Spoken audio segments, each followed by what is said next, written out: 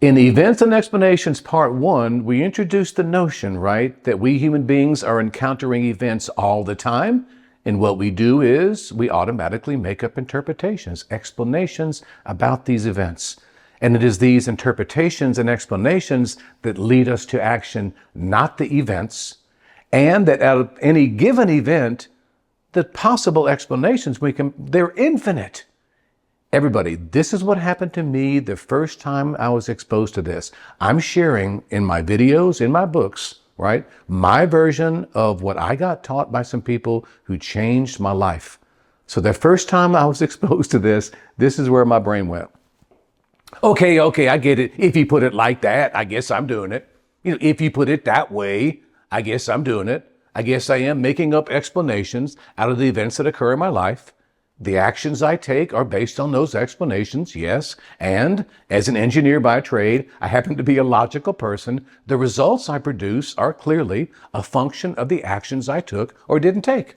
I get that. I'm doing that. But you know what? Explanations are either right or wrong, and mine are almost always right. I want to invite everybody watching, everybody listening, not to do that. I want to invite you not to automatically knee-jerk throw the right-wrong grid, the right-wrong scaffolding on top of your and other people's explanations. Everybody, what if we substituted something right now?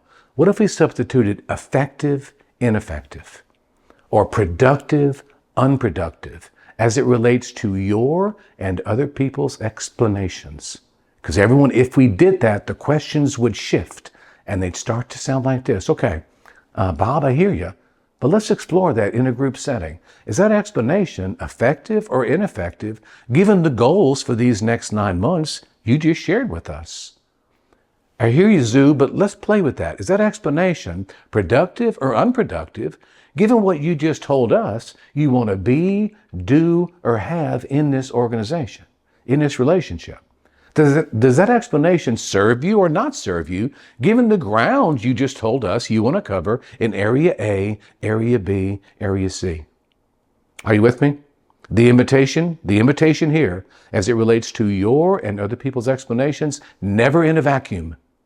Never in a vacuum. Always in some context, your context of given the results I say I want. Because everyone, here's the kicker. You're doing this already anyway. You are Mark Twain. We are not having a conversation here. Are you or are you not making up explanations and taking action based on them? No, that train left the station. You're doing it. The only conversation we are posing right here is a big I conversation, a big I question. Do you see this about yourself? That's the only thing we're talking about, is do you see this about yourself? Because you're doing it.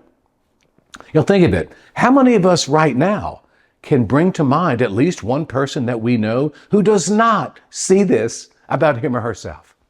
They don't think it applies to them. It's like, Chalmers, no, you misunderstand. That's not my interpretation of what happened at the meeting. No, sir, I was at that meeting. I was at that meeting in person, and I'm telling you that's what happened at that meeting. Everybody, I invite you to notice, to flex your noticing muscle. To what extent are we automatically throwing the right-wrong grid, the right-wrong frame on top of our and other people's explanations, when with a little bit of thought, if we could shift to the effective, are our explanations effective or ineffective, given the quantitative and qualitative results we say we want?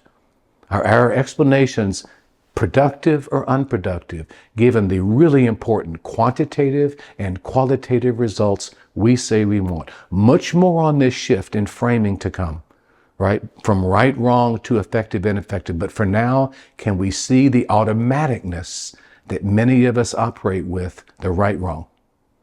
With this in mind, everybody, I invite you to keep your self-awareness muscle turned on. And until next time, never stop learning.